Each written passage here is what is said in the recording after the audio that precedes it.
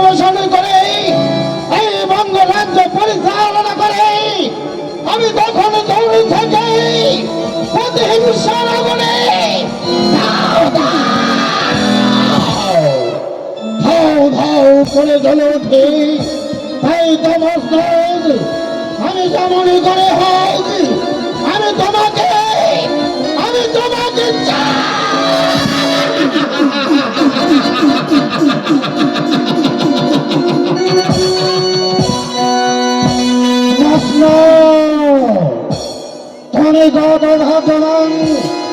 আমি যখন এই বঙ্গরাজের দরবারে হাজির হই তখন তুমি আমাকে দৌড়ে থেকে হাত ছাড়িতে ডাকো, আয়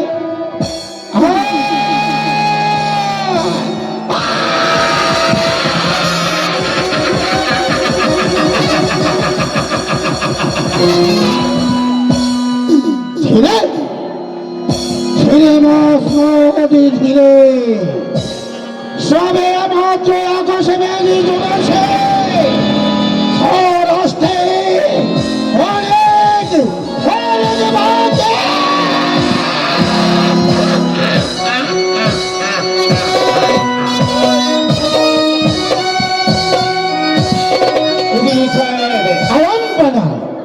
আজ আপনি একা একা কি ভাবছেন আর এত পিছনে আপনাকে দেখাচ্ছে এর কারণ জানি বুঝতে পারছে না ওজির সাহেব। আমি ভাবছি বঙ্গরাজ্যের মসনদ কত ভাগ্যবান।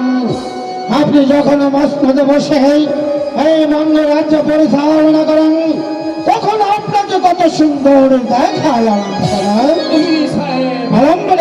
আপনার এই শুভ সংবাদে আমার ভরে উঠেছে।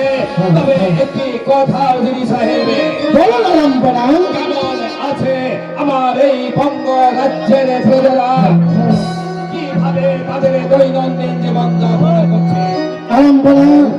বঙ্গ রাজ্যের সাধারণ প্রজা সাধারণ সুখে শান্তিতে দিন যাপন করছে। আমি সর্বদা আপনার কোনো গান গাইছি। বন্যা কবলিত প্রজাদের জন্য আপনার হাতে আমি যে ত্রাণ সামগ্রী তুলে দিয়েছিলাম আপনি কি ঠিকই মতো বন্যা কবলিত প্রজাদের মাঝে বন্টন করে দিয়েছেন? আপনি বন্যার দুর্গত এলাকায় যেসব ত্রাণ আমার হাতে তুলে দিয়েছিলেন আমি বন্যাত দুর্গত এলাকায় ঘুরে ঘুরে প্রত্যেক প্রজার ঘরে আমি ত্রাণ বিতরণ করেছিলাম। আমার এই বঙ্গ রাজ্যে দেখে দেখে স্কুল কলেজে মাদ্রাসা প্রতিষ্ঠান স্থাপন করে দিবেন। তার কারণে শুধু আপনার ছেলে মেয়ে আর আমার ছেলে মেয়েই নয়, আমার এই বঙ্গ রাজ্যের ধনী গরিব দেখে সকল প্রজাদের ছেলে মেয়ে শিক্ষায় শিক্ষিত হয়ে নিজেকে যেন আদর্শ মানুষ হিসাবে গড়ে তুলতে পারে। আমি আপনার কথা মতো যেখানে স্কুল নেই যেখানে কলেজ নেই আমি সেখানে গিয়ে স্কুল কলেজ তৈরি করে দেবো। আমার বঙ্গরাজ্যের গরিব প্রজাদের জন্য আমার খাদ্য গোদামে খাদ্য মজুত আছে, বস্ত্রালয়ে বস্ত্র আছে, ঔষধাগারে ঔষধ আছে।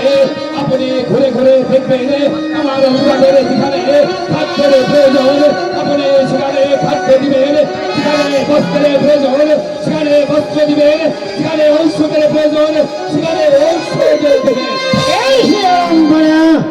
আমি আপনার কথা মতো আমি চলে যাব আপনার বঙ্গরাজ্যের প্রতিটি প্রজার ঘরে।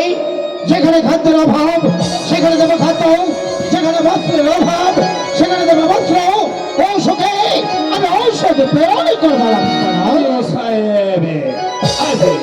দীর্ঘদিন হয় আমি লক্ষ্য করছি আমার বঙ্গ রাজ্যের প্রধান সেনাপতির শূন্য হয়ে আছে। তবে কে আমার বঙ্গ রাজ্যে এমন কেহ নাই ওই স্বর্ণ স্থানটা পূর্ণ করতে পারে।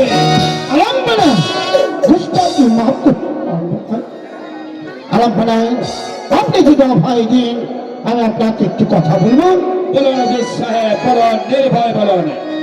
এমন বলে আপনি যদি মেহরবানি করে দয়া করে আমার একমাত্র পুত্র মোবারককে আপনার বঙ্গরাজ্যে সেনাপতি পদে নিযুক্ত করতেন, তাহলে আমি ধন্য হতাম।